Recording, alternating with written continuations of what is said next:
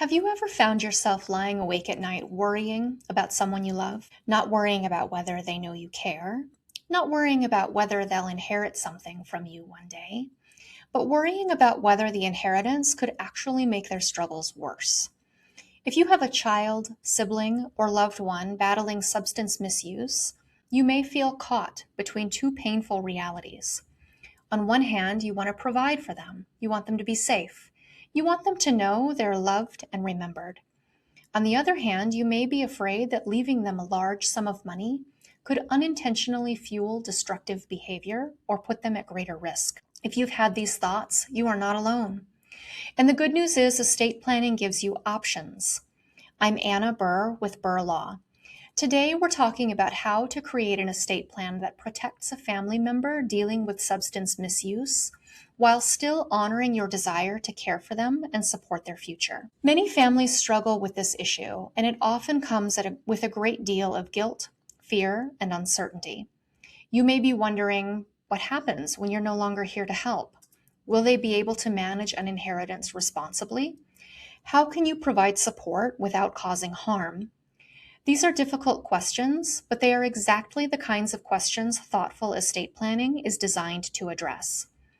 The first thing I want you to know is that substance misuse does not mean someone should be excluded from an estate plan. In fact, most parents and family members don't want to cut a loved one out. They want to help. They simply want to do it in a way that protects the person they care about. The goal isn't punishment. The goal is protection. And that's where proper planning becomes so important. One of the biggest mistakes families make is assuming that an inheritance has to be all or nothing.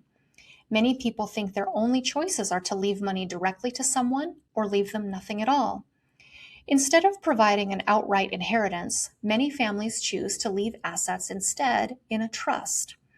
A trust allows you to create structure around how money is managed and distributed. Rather than handing over a lump sum, a trust can provide support over time according to guidelines that you have established in advance. Think of it this way.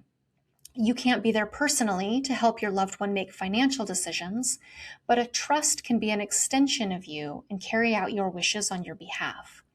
This can provide an important layer of protection while still ensuring your loved one receives the support they need. Two types of trusts are often useful in these situations.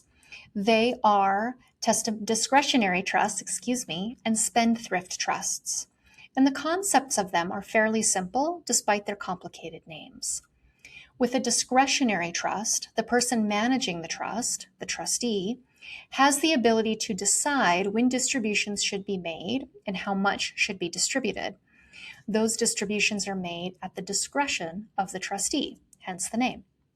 Instead of money automatically going to the beneficiary, the trustee evaluates the circumstances and makes decisions based on the beneficiary's needs and best interests. The other trust, a spendthrift trust, adds another layer of protection by helping shield assets from creditors, lawsuits, or poor financial decisions that may place the inheritance at risk. These tools can create safeguards that protect both the inheritance and the person receiving it. But here's something many people often overlook. The trust itself is only part of the solution. Choosing the right trustee may be even more important. The trustee is the person responsible for carrying out your wishes and making decisions about distributions. Because of that, you'll want someone who can remain objective and make decisions thoughtfully, even when high emotions are involved. For some families, that might be a trusted relative or friend. For others, a professional trustee may be the best choice. Professional trustees can bring experience, neutrality, and consistency to the process. They can also help reduce the family conflict that sometimes arises. Another question families often ask is whether they can include conditions or incentives within a trust, and the answer is generally yes. For example, some families choose to allow distributions only after certain milestones are met, such as maintaining sobriety, participating in treatment programs, or continuing recovery efforts. The goal isn't to control someone's life, it's to create a framework that encourages healthy choices and supports long-term well-being. That said, every family situation is unique. What works well for one person may not be appropriate for another. And so these decisions should always be carefully considered as part of a larger estate planning strategy. It's also important to remember that support doesn't always have to come in form of direct cash distributions. In many cases, trusts can be structured to pay for specific needs such as housing, medical care, counseling, and those payments can be made directly to the provider rather than going through your family member. This approach allows your loved one to benefit from the resources you've left behind while reducing the risk that funds will be used in ways that could be harmful. For many parents, this provides tremendous peace of mind because at the end of the day, most families aren't trying to control a loved one, they're trying to help them. They're trying to create opportunities, stability, and support while recognizing the realities of addiction. And perhaps the most important thing to remember is this: you cannot control someone else's choices. None of us can. But you can create a thoughtful plan that reflects your values, protects the people you care about, and provides structure when it's needed most.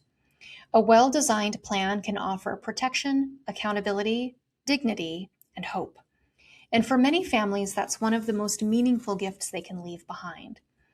If you're concerned about how addiction or substance misuse may affect a loved one's inheritance, don't assume your only options are to leave everything directly to them or leave them out entirely. There are strategies available that can help you protect both your assets and the people you love.